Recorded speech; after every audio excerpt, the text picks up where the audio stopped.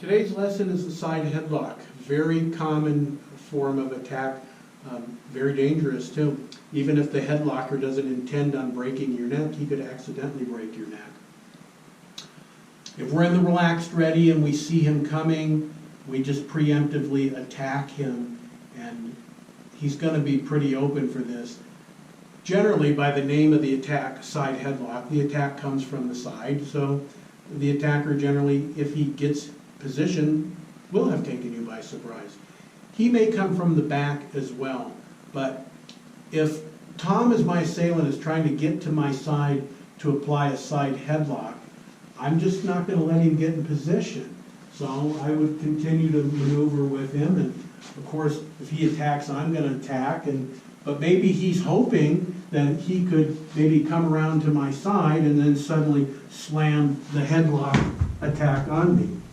So clearly we want to see to it that that doesn't happen and he doesn't get to my side. So again, I go to relaxed ready, he's maybe circling around and he attempts whatever he's going to attempt. I come in with my own attack there. Whatever it is, what the attack was wasn't important. What's important is that the moment he attacked, I attacked. Okay, but he has taken us by surprise from the side. We cannot recreate the force. We can't do it safely anyways. And I've known of some people practicing in the past, not at my school, but where it was encouraged to go a little more aggressively and somebody got seriously hurt, their neck broken in one case. It's just something a teacher shouldn't allow to happen. You need techniques that will work under the stress of the attack and when the attack is super violent and hard. Doesn't mean that the technique has to be practiced under those conditions. It simply cannot without somebody getting hurt. You can be somewhat forceful. When that impact hits the back of your neck, you need to go with the force. So if Tom were coming from my left side and applied the headlock, I'm going to step around with my right foot and punch him in the testicles. Let's see that from another angle where Tom has approached me from maybe this angle here, and I step around and punch. And let's try another angle where you just come to my side, yeah, right, and I step around and punch him in the testicles. This first move is really important. Go with the force. He's too far along right now. He's got you by the neck and he's wrenching you around. Notice in my position, if Tom starts here and he comes, I end up perpendicular my foot position with his, or somewhat.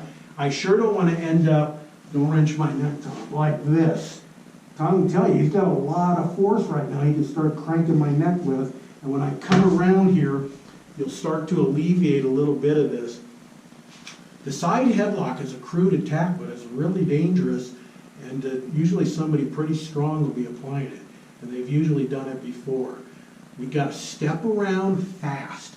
You want to come around when the attack is coming, and the punch actually get there before the foot lands, and the foot's trying to land pretty quickly.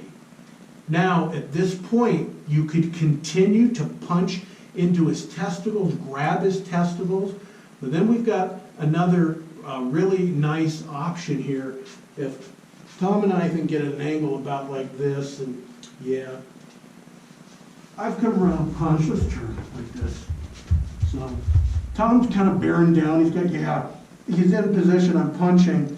I'm going to take my left hand and come over the inside shoulder and try to hook him by the eye and stand him up and wrench his head back and his neck to full extension and then slam a chin jab into that position if he hasn't just let go outright.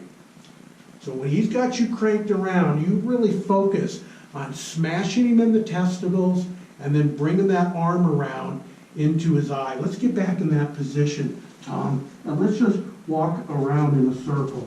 So you can kind of see where my hand is. It came up over the back. It seems useless here, but it's not. It can come around and grab. You might be able, if you're tall enough, I'm not, put the edge of the hand in the throat. I like the idea of grabbing the eye, getting a fish hook in him and ripping his face off. Something that's going to get him up. So when we're in this position, I need to get him standing up where he's got less force against me and try to rip him right off with that eye attack. The important key point here is go with the force initially and punch him right in the testicles. If I'm unprepared, as we are in this case, and Tom comes in with the headlock, and I see it at the last moment, an outward block will work really well here, but even more expedient, he comes in with it, just chop him. Just immediately drive that hand up and chop. Maybe he'll be in close, and it'll land something like this. But either way, outward circle block or with the chop quickly up at his face, and see to it that he doesn't get you into this dangerous position. As usual, the best defense against this attack is to not be caught off guard and be prepared for him and attack before he gets it off. But we certainly can be caught in this circumstance, and there's the side headlock. Again, people, when you're practicing, you got a partner to practice with, hopefully you do, you got to be careful with this stuff. You can't come in and just wrench somebody's head like that.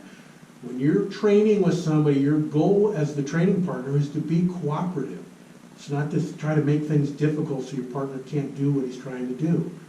You can do those things at more advanced levels, and they got to be done carefully. What if? What if this happened, or this didn't work, or that didn't work? But you have got to cooperate with your partner, especially on this side headlock counter, today's lesson.